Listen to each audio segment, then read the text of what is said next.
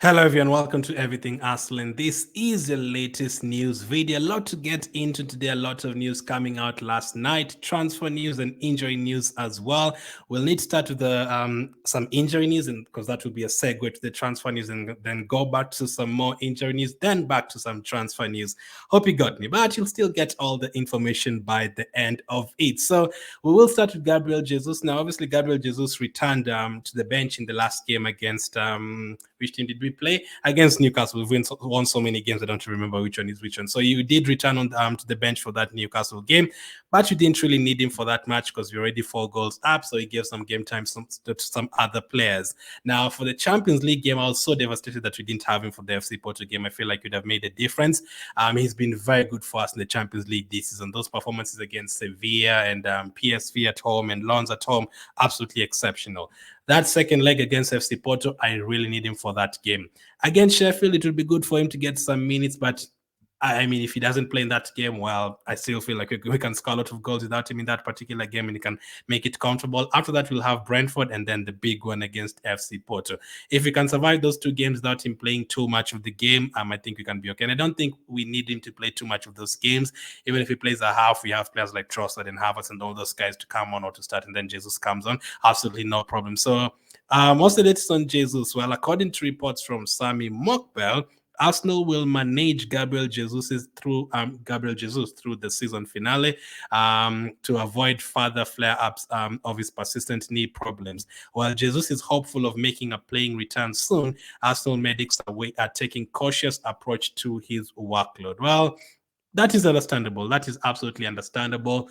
He's been injured a lot. Like, he gets way too many injuries. It's the same injury, but he gets it way too many times. Like, since he got that injury at the World Cup, it was devastating because before he went to the World Cup, he was very good from his debut. I think he scored a hat trick against Sevilla in the Emirates Cup. And then those performances against the likes of Leicester at the beginning of last season, he was really good. And then obviously went to the World Cup and he got that injury and it kept on coming back and coming back and coming back. And he's been missing, he plays 5 games and then he misses another 5 games. He plays 2 months and then he misses another 1 month. Like, it's all over the place. He can't really play like 3-4 months in a row. He came back for that Brazil game against Argentina and then we played him for like 4 or 5 games in a row. And then he got injured again. Now it seems like the medics have a different plan for Jesus.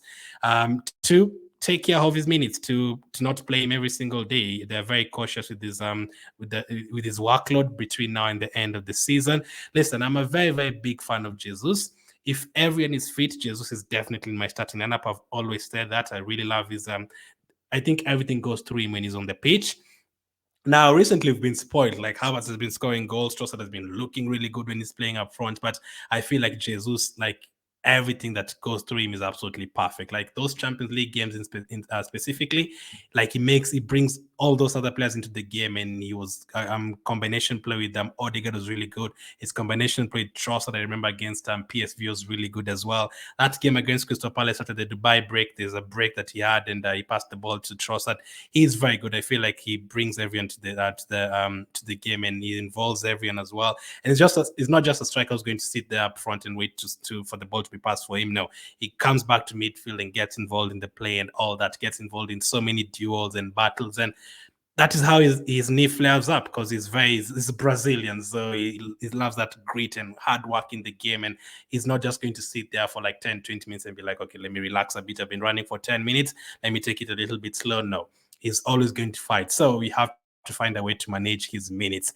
Every time he's come back from his injuries for us and for Brazil, he's been thrown straight into the starting lineup for the first game or the second game, whichever, or coming off the bench. And after that, he's played a lot of games in a row every single time without having any rest for both us and Brazil. So this time around, it seems like we want to manage his minutes, which I don't have a problem with that at all. Like, we need to take care of him. And people would say, listen, he's too many injuries, sell him next season. I also don't agree with that. There's a different way of approaching that. Now we know that we can't play him for 5 to 10 games in a row. We have to find a way to manage his minutes. He plays 2 games, the next game he gets rested. He plays another 2 games, the next game he gets rested. Like right now, that is what Man City are doing with De Bruyne. Like, you see him for 1 game and then you don't see him for 2 games, just on the bench, and then you play him once. For those injury-prone players, I still feel like he's a very, very good player. I don't think there's too much profit I would make by selling him right now. I don't see what you're gaining. I think we'd be losing a lot getting rid of Jesus, the experience and and the combination play. You don't really get strikers like Jesus that much. That kind of striker who's going to come back for the ball and he can play on the wing, on the right side, on the left side. You don't get that kind of striker too often these days. So for me, I definitely keep him for next season. But next season, hopefully we have a striker and then we can manage a different striker. Hopefully we can manage Jesus then. Some games play him as a backup for Saka. Sometimes maybe you start with the other striker that you've bought and Jesus on the right side. Different things. So for me, I would keep him. But the management and the medics are planning to, manage his minutes. So he was on the bench against Newcastle, but he didn't play. Maybe against Sheffield, he comes on for 20, 25 minutes, and then maybe starts for the Brentford game and comes off at halftime. We have to manage his minutes because if we get to the quarterfinal or the semi-final of the Champions League and we are still there, first, second, third, 1 point between us and Man City and Liverpool in April, I think it's going to be very, very important. It's going to be a very important play. And Arteta loves players who can win duels, and Jesus is one of those players who can do that a lot. And to get that kind of strike, I think he's our best. In terms of football, I think he's probably our second best footballer. For me, Odegaard is the best footballer in the team. By football, I mean like in terms of technique and skill and, going through 3-4 players and passing the ball. I think Odegaard and Jesus are very good at that. Like if you look at the quality of his goal against Sevilla away from home, his goal against Lens at home, that's 6-0. I don't think there's too many players who can score such kind of goals. Even his goal against Man United, the brain to just leave Dalot sliding and cutting back to his right foot and scoring. I don't think he can have too many players like Jesus. So for me, I definitely keep him, but I do prefer him being rotated here and there and managing his minutes. So maybe you're not going to see him playing several 90 minutes anytime soon, unfortunately. I would like to see him playing 38 games out of 38 so that we can finally see how many goals he can score in a season. Because personally, I still believe if you take away the penalties, because he doesn't take the penalties, other top strikers take penalties. If you're taking our penalties, I'd say if he plays 38 games, I'd be looking at 18 to 20 goals. But some people are like, no, Jesus cannot score for you more than 20 goals, whatever. But listen, last season he was injured for almost half of it and he had double figures. Maybe you could have gotten 20 goals, who knows? But in terms of goals and assists, both of them, he's very good. If he's fit for the whole season, he's a player who can get, 16 goals, 12 assists, something like that as a striker. So I mean, we'll never see that, and we'll never see that anytime soon because we don't really get to see him playing several games in a row. But hey, whatever. So next season, we need to get a striker. In terms of goals, we are scoring goals. I'd like us to get a striker for sure. Everyone would like us to get a striker, but at the moment, right now, it feels like we're scoring goals like we were last season. But you definitely need something different. Sometimes you might not score 6-7 goals per game and be comfortable by halftime. Some games are going to be different, and in the Champions League, you need a different option. You don't want to put too much workload on Saka and Martinelli and those guys. You want to sometimes tell Saka, listen, sit on the bench and let's play someone else on the right wing, and then we have a striker up front. Don't worry, someone else is going to score the goals as well. I think that would take a lot of pressure away from Martinelli and Odegaard and those guys, Saka and all of those guys. So what are our plans for the summer transfer window in terms of strikers? So this is what Sammy Mockbell said. Gabriel Jesus' injury concerns are among the factors behind Arsenal's move to sign a new central striker this summer, with Ivan Toney, Victor Osimhen, Joshua Zirkzee, and Victor Gyokores among those the club have looked at. So we are linked to all of those 4 strikers. I feel like this summer transfer window, I feel like all those, at least 3 of those players will move. Maybe one of them will end up staying in their team. But I feel like so many teams are looking for strikers. Chelsea want a striker. Man United, they might want someone else to help out Højlund. Man City, maybe not. Arsenal want a striker. PSG would want a striker as well. Since Mbappe is leaving, they want someone to play up front and maybe on the left wing as well. Real Madrid, they'll be looking at the striker. I don't think Joselu is the answer for them going forward. They need maybe Mbappe could be the one for them with Vinicius and someone else, but the likes of PSG will be looking at a striker. Arsenal, so many teams, like around 10 big teams looking for a striker.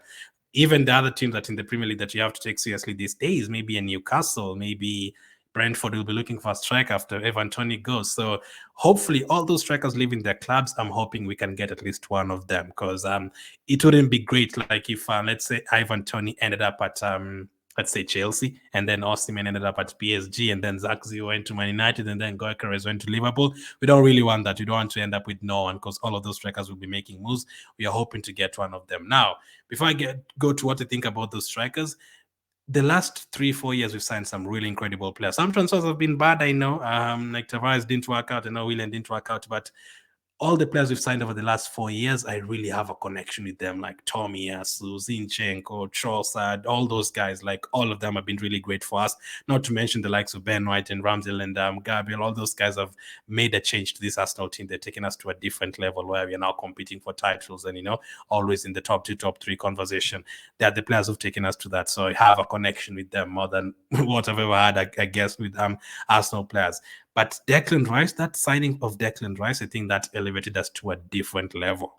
Signing Declan Rice, signing Trossard for 20-something million, people are like, yeah, they've signed a good player. I really wanted Trossard. Like, if you had to ask me to sign a player from each team last year, Trossard would have been the one I picked from Brighton. But I don't think people will be like, oh my goodness, Arsenal have signed Trossard. Oh my goodness, Arsenal signed Gabriel. Oh my goodness, Arsenal signed Drea. I don't think those signings would turn people's heads. Obviously, right now, they've become the best players in those positions in the league. But for Declan Rice, when we signed Declan Rice, people are like, wow, these guys have signed Declan Rice. That is crazy. They've signed Declan Rice ahead of Man City. They've signed Declan Rice ahead of Chelsea, ahead of Man United, ahead of Bayern Munich. Teams took us seriously. I feel like this summer transfer window coming up, I feel like we could get another one of those signings. At least I expect us to sign at least 3 players, and 2 of them could be of that ilk of Declan Rice. Maybe not that expensive, but that kind of signing that would be like, wow, Arsenal have signed this player and they've also signed this player. I feel like we can get 2 of them. So maybe one of them could be a striker like that. Maybe Osimhen or Toney. Let's start with Osimhen. So last night I talked about Osimhen, and this was the news that we had from Ben Jacobs. We still can't rule out Arsenal in the race for Osimhen. It's also true that PSG have Osimhen very, very high on their list. I'm still told by various sources or by sources that Osimhen's priority is the Premier League, which is encouraging for Chelsea and Arsenal. He would be looking for about 250k per week, which Arsenal, Chelsea, PSG would all be happy to pay. So we can afford Osimhen. If you're to ask me all of those strikers to choose one, it would be difficult. It's very difficult to choose. Osimhen is very good. Probably would be first on people's list about the Premier League's experience and all that. It depends on what Arteta is looking for. Is he looking for a striker who's going to, a lot of pace in behind and, score goals, a lot of he can play in different positions. There's a lot of different kinds of profile in terms of strikers. Personally, 1 year ago, 2 years ago, I felt like we needed something different. Get a kind of tall striker who you can, cross the ball to when you're trying to win the game later on, something like that. A player like Giroud back in the day, someone you can bring on and, just put in crosses. He can hold up the ball for the rest of the players and, you can just put in a cross when you're drawing 1-1 and you need a goal in the last 5 minutes. That is a different kind of profile.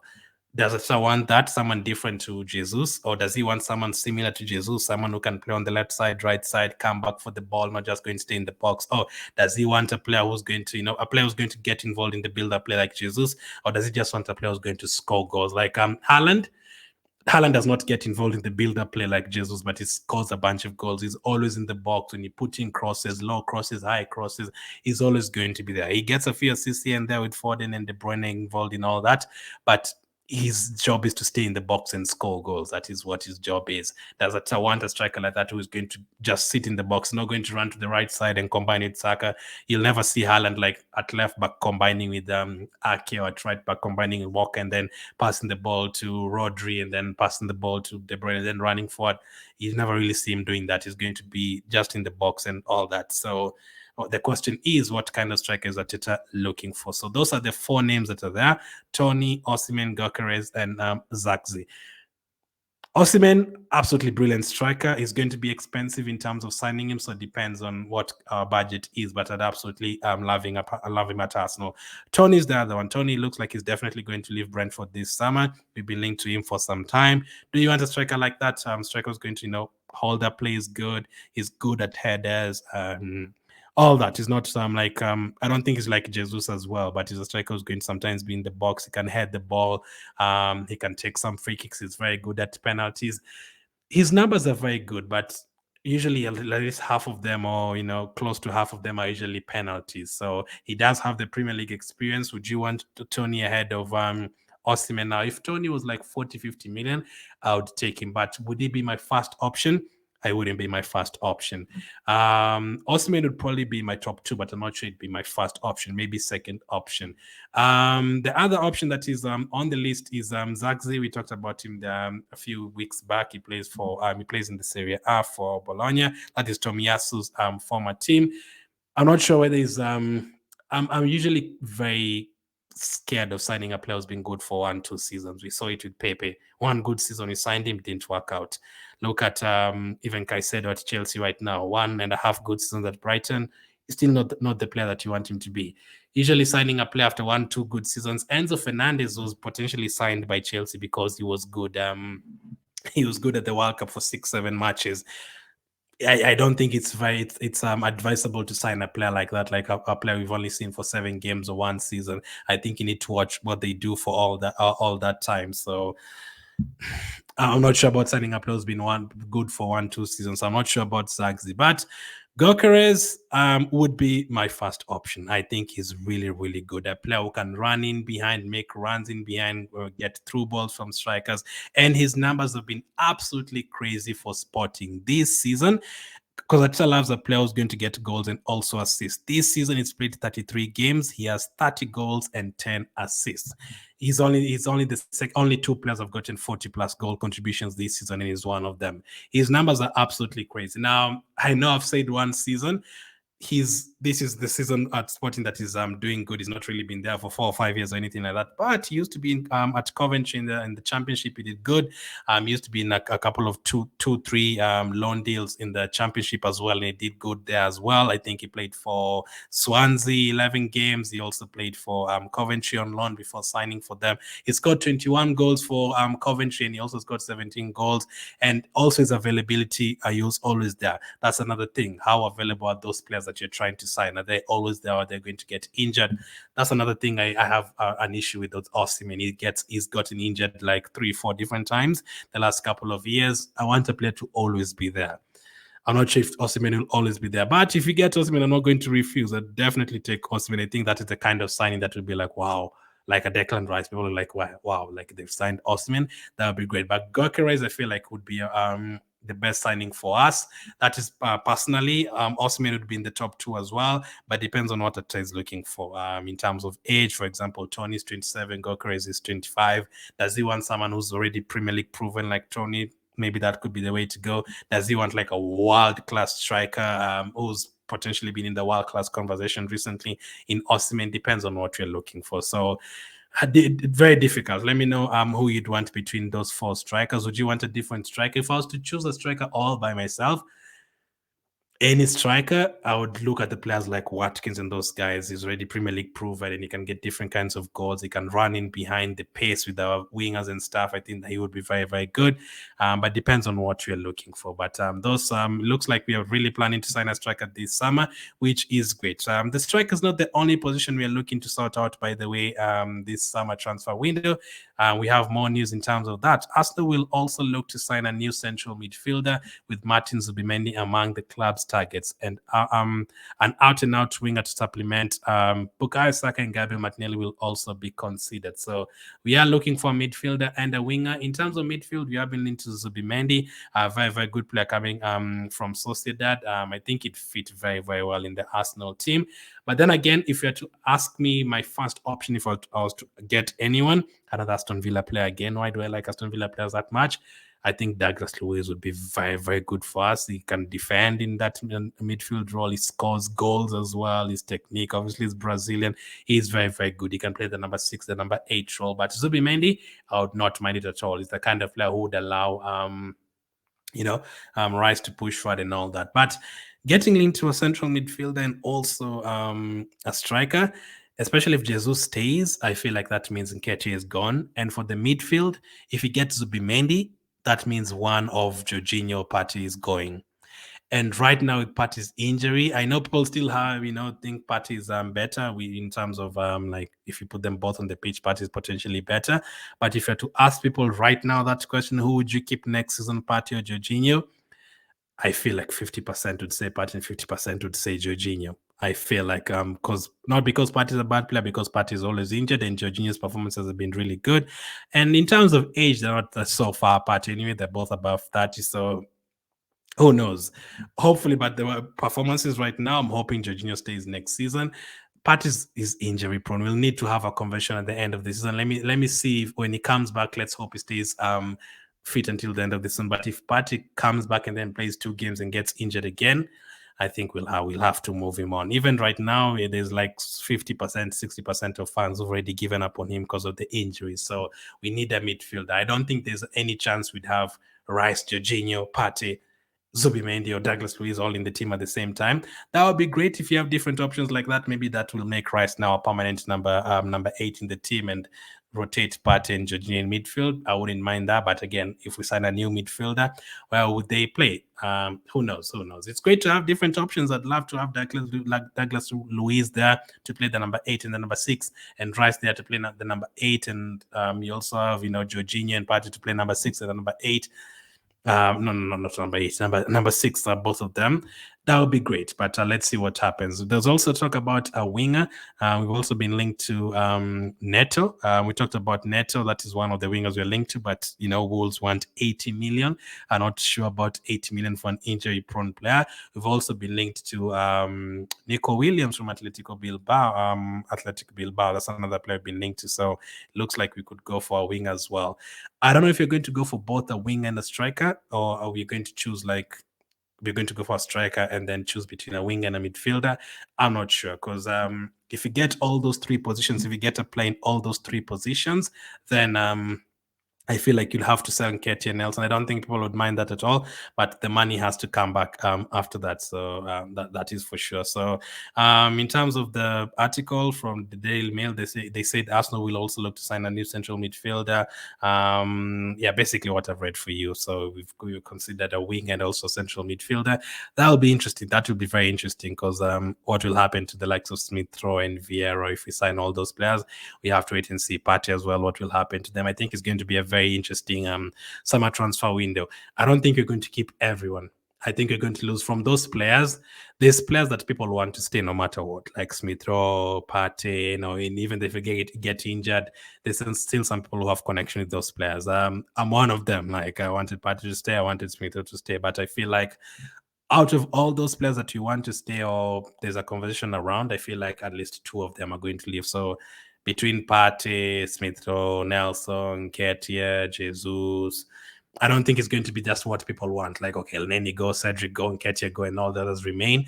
I don't think so. I feel like, surprisingly, Partey could leave, or Jesus could leave, or Jorginho could leave, just to allow us to get other players. That could happen, but let's wait and see what happens with that. So some more injury news, this time on Tomiyasu, some really good news. Breaking out, according to Sami Mokbel, Arsenal hope Tomiyasu and Zinchenko are fit to face Sheffield United. So yesterday we talked about Partey being fit for that game. Tomiyasu and Zinchenko could also be fit for that game, which will be absolutely amazing news for us. Now, in terms of whether they play, I'm not sure. Do I feel like they need to play that game? No. Just keep the squad the same in the likes of Kivio. Let these guys, rest more and more. I wouldn't want to play Zinchenko, Tomiyasu in that game and then they get injured after 20 minutes. I don't see the need. We can survive without those players for that game, and then maybe give them an extra week to play. But it'd be great if we have a bench where we have Tomiyasu and Zinchenko and Pat. That would be absolutely fantastic. Jesus is also back, and I feel like Zinchenko and Tomiyasu could, and Pat as well, could be treated like what we've said with Jesus, like time management. We could see them for 1 game or not see them again for 2 games, because Vieira has been back for 2 games now, but you still haven't seen him. So it looks like we are managing all their loads. Unfortunately, we have so many players who've been injured, and couple of them are injury prone. I don't know. Maybe that's another reason why we are moving for different kinds of players. But Tomiyasu could be back as well. He literally disappeared after the Asian Cup. I do not know where he went. He played like 4 or 5 games in the Asian Cup. We thought he was going to be back for the Liverpool game or something, or the game that was after that. Was it like West Ham? But he never appeared. He's been injured since. Actually, we don't even know what his injury is. He just disappeared. So it would be great to have him back as well. Another player who was really good for us before he got injured and before he went to the Asian Cup. So let's see what happens with that. A lot covered in that video. Went for 25 minutes. I wanted to do two different videos, but I mean, there's more news to talk about later on today. So let me know what you make about all that. Hit the like button to support the channel. As always, thank you for watching, and I'll catch up with you guys on the next one.